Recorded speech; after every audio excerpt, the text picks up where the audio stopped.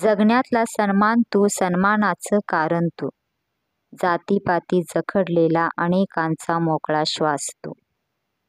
राम मंदिरातला हक्काची परिभाषा सांगणारा बुलंद आवाज तू, 14 तळ्याच्या पाणी हक्काची तहानलेली लढाई तू. स्त्रियांच्या न्याय हक्कासाठी हिंदू कोडबिलातून व्यक्त होणाऱ्या स्त्री सन्मानाचा उद्गाता तू. भीमा, तुझ्या जगण्यानं माणसाला माणूसपण बहाल केले आणि तुझं आज नसणं सुद्धा संविधानरूपी तुझ्या अस्तित्वाची जाणीव करून देते.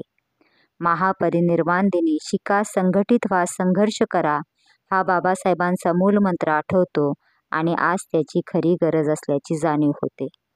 जय भीम एक जात नाही तर तो एक विचार आहे. बाबासाहेबांच्या महापरिनिर्वाण दिनी हा संकल्प करू की बाबासाहेबांचे विचार, त्यांचे कार्य शिकून, संघटित होऊन आणि संघर्ष करून जागरूक ठेवू. चला तर मग भीम वाटचाल करू.